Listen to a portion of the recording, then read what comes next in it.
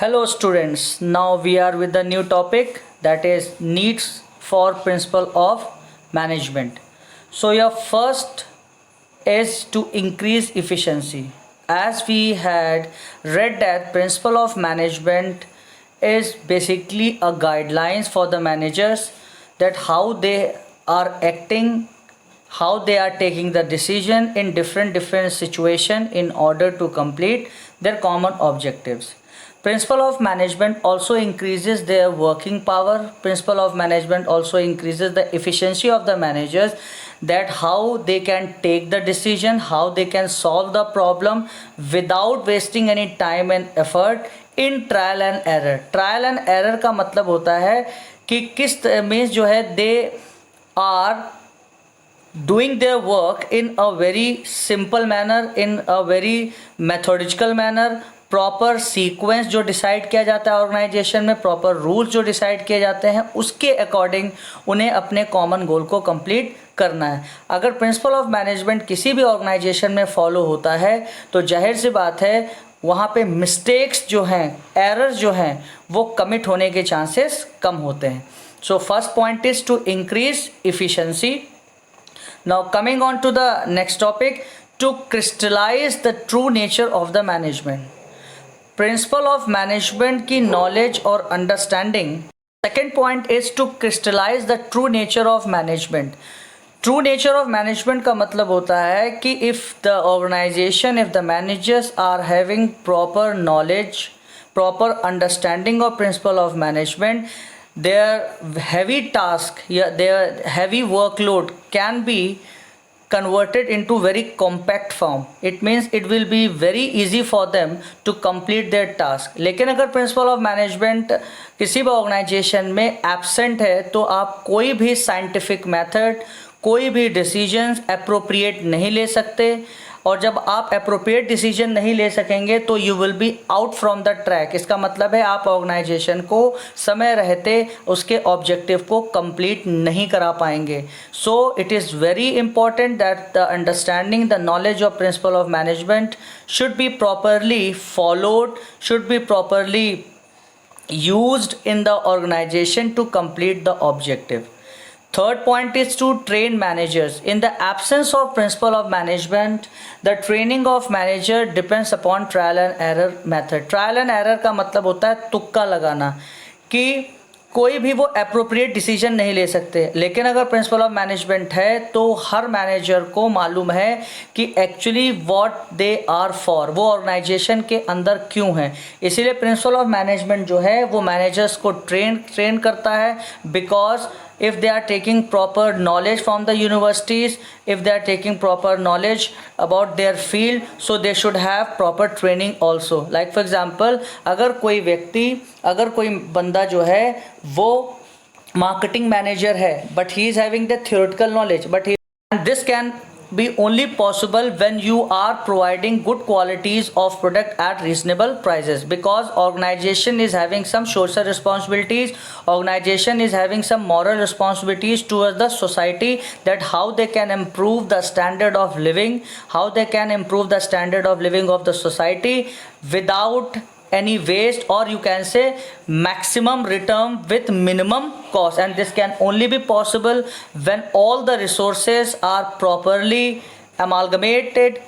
सारे रिसोर्सेज के बीच में कॉपरेशन होगा, कोऑर्डिनेशन होगा, तभी जाके हम ऑर्गेनाइजेशन के डिज़ायर रिजल्ट को समय रहते अचीव कर सकते हैं. Your sixth point is to clarify thinking. To clarify thinking का मतलब होता है कि principle of management makes the thinking of the manager very clear and systematic. हर व्यक्ति को मालूम है कि उन्हें कौन सा काम दिया गया है, उन्हें कौन सा डिपार्टमेंट दिया गया है, और उसी डिपार्टमेंट में रहते हुए वो ऑर्गेनाइजेशन के कॉमन गोल को अचीव कर सकते हैं. वो बहुत ही चीज़ें उनके बहुत ही दिमाग में क्लियर होती है, बहुत ही सिस्टमेटिक मैनर में उन्हें काम करना होता है.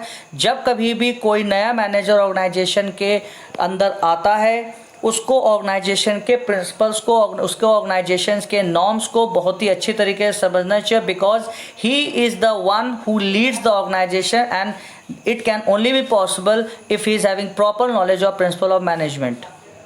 Seventh point is to spread knowledge. Spread knowledge का मतलब होता है principle of management are useful in spreading managerial knowledge through teaching.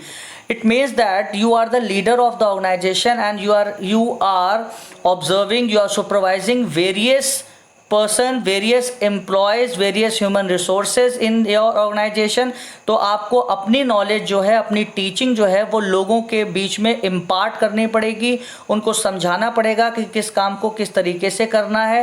And this can only be possible that if you are having proper training, if you are having proper knowledge, and that training that you have to gain from various institution or from various business schools. Management education and management protection have made rapid progress due to management principle. आजकल के ज़माने में, आजकल की इस modern education system में management को लोग बहुत ज़्यादा लाइक कर रहे हैं, मैनेजमेंट को बहुत ज़्यादा लोग ऑप्ट कर रहे हैं.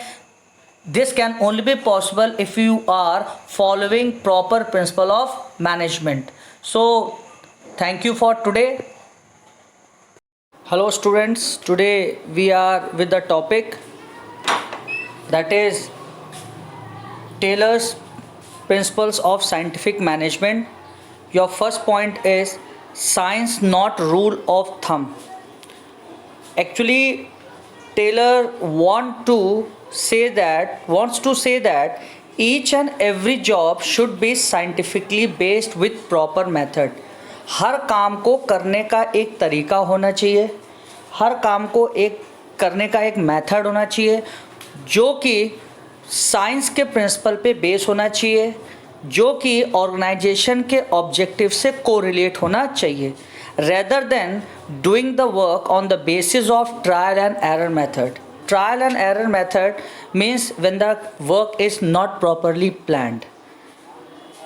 The task should be performed according to the scientific manner. It should be scientifically planned.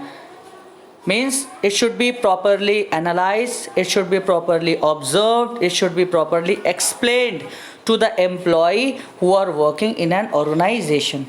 He also said that all the material resources, all the physical resources, whatever the equipments, whatever the tools are utilized in an organization should be of standardized manner, should be of standard quality, should be of standard manner.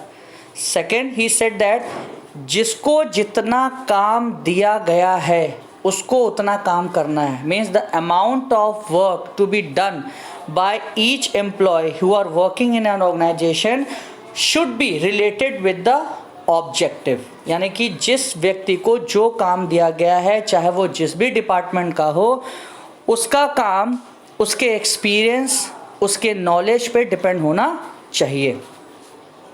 Second point is harmony not discord. There should be very healthy environment. There should be cooperation among all the departments, among all the employees, among all the employers. He also said that if there is a problem, if there is any conflict between the manager and worker, the objective will not be completed in a given period of time.